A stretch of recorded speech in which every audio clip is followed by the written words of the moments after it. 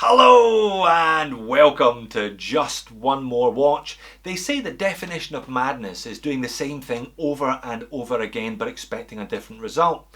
I'm going to put a twist on that today. I'm going to say that the definition of madness is reading and hearing the same thing over and over again about a watch, but thinking that somehow for you things will be different. Enter the Bulova Lunar Pilot. Now this is a watch that I have been dying to get my hands on. I've had one eye on the Lunar Pilot, the other moon watch, for about 3 or 4 years now. But I've read a lot of reviews and I've watched a lot of YouTube videos, and most of the guys say it's fantastic, but it just doesn't quite fit my wrist. And you know what? They're right. It's fantastic, but it just doesn't quite fit my wrist. Now, this watch was sent to me for free by JomaShop. I don't have to send it back. It's one of a batch of watches they sent me towards the end of last year, and I'm gradually working my way through all of the reviews. In return for the free watch, I'm sure they would be delighted if I referred you to their website if you were interested in this or pretty much anything else. The Bulova Lunar Pilot is on special at $339 at the moment. One of the reasons why I was so keen to get my hands on one of these. That's not a lot of money for a watch that has genuine lunar provenance. I'll leave a link to that one in the description of the video. JomaShop are a grey market retailer. Everything's the same, the watch, the packaging and so on. The only difference is the warranty. They warrant the watches themselves. Now I get a free watch, but JomaShop are very good. There has been no suggestion of editorial control. I don't big up these watches just to inflate their sales, and indeed I'm not going to do that with this one. It comes with a recommendation, but it comes with a recommendation for probably guys with bigger wrists than I have, which is a real shame. Let's flip the camera and have a look at what I'm missing.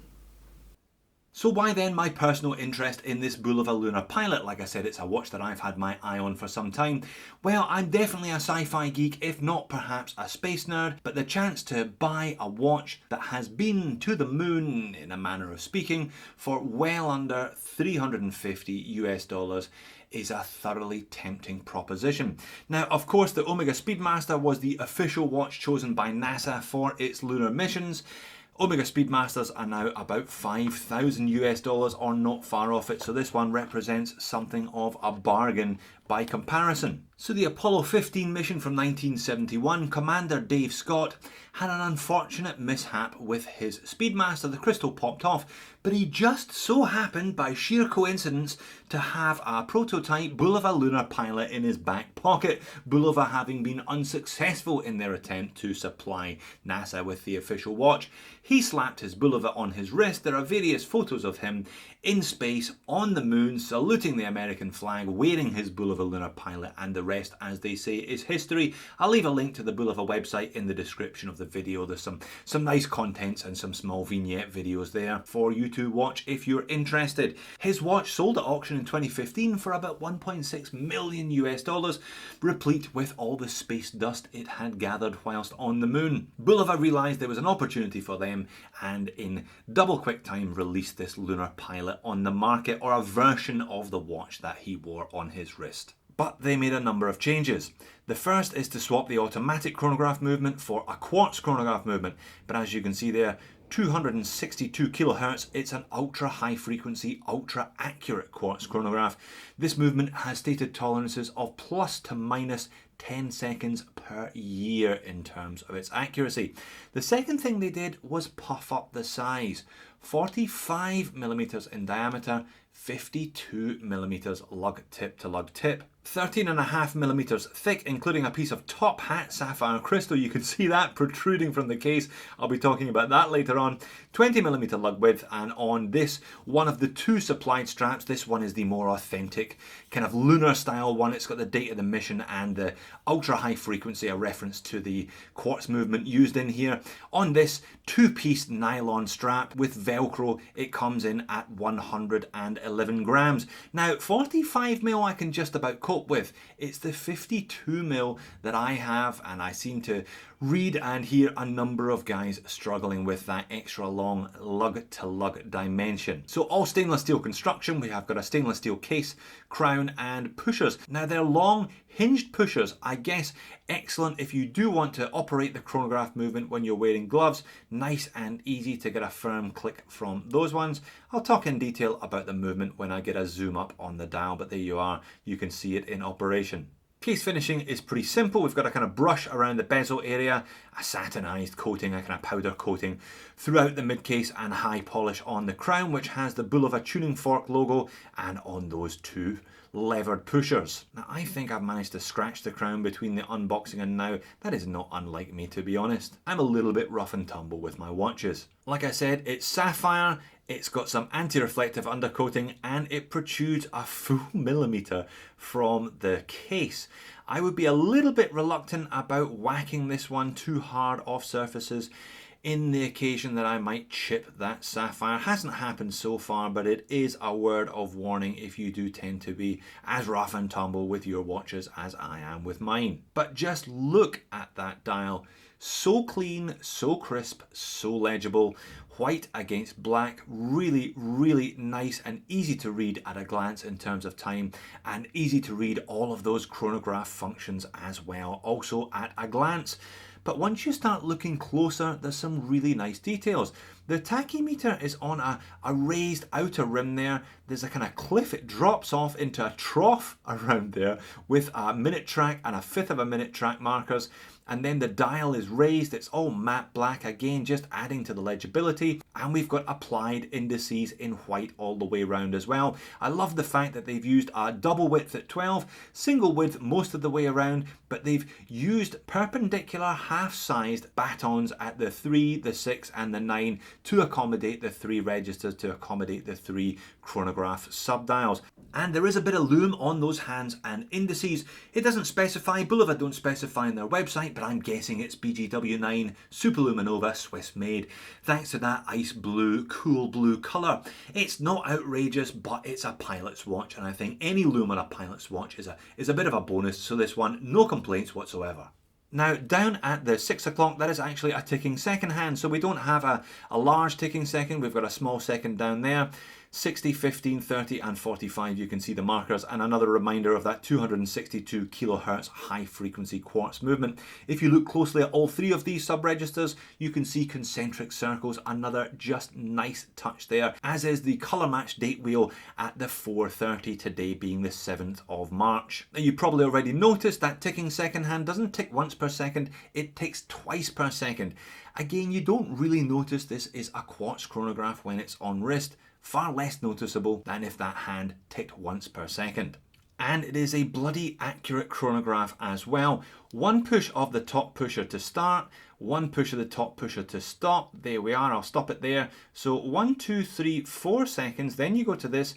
So 4.45 seconds. This one is capable of measuring down to the 0.05 of a second, 1/20th of a second.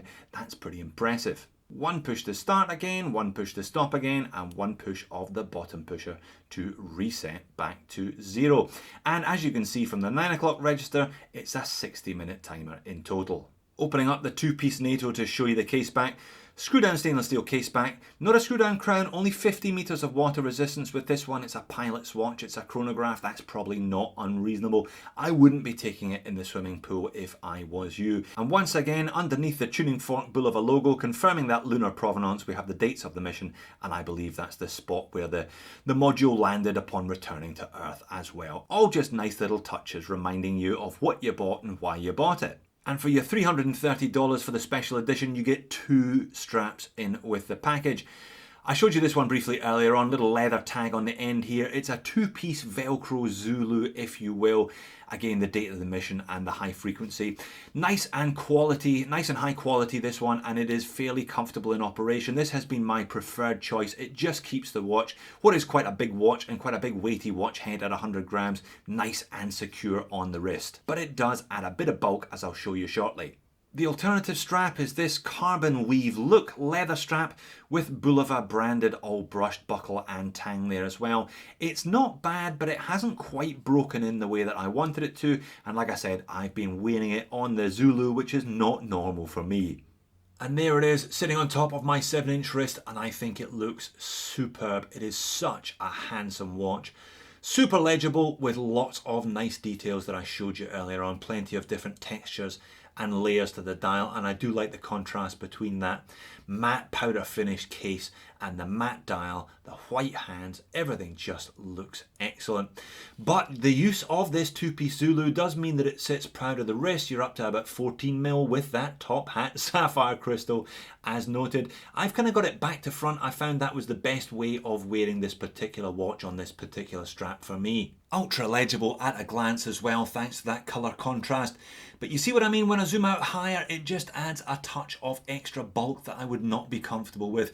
Certainly I don't think you could rock this one with a suit. Maybe it's a jeans and t-shirt watch at the weekend with this Zulu. So my normal instincts would be to wear it on the two-piece leather strap, but I'm sure you can see already it's beginning to look a bit ungainly. It's beginning to look a little bit large and a little bit long. It's that lug to lug. You can see it kind of overhanging my wrist, not conforming as well as I would like it to, which is such a shame. Now this is it on a nylon / Cordura two-piece from another watch, and it's better. I guess this one is more compliant than the standard slightly stiff leather one that they supply it with, but I get the feeling that I could chase this watch. I could keep buying straps for it and it would indeed drive me mad, spending a lot of money but never quite finding the one that fits because the watch is just a bit too big in the first place.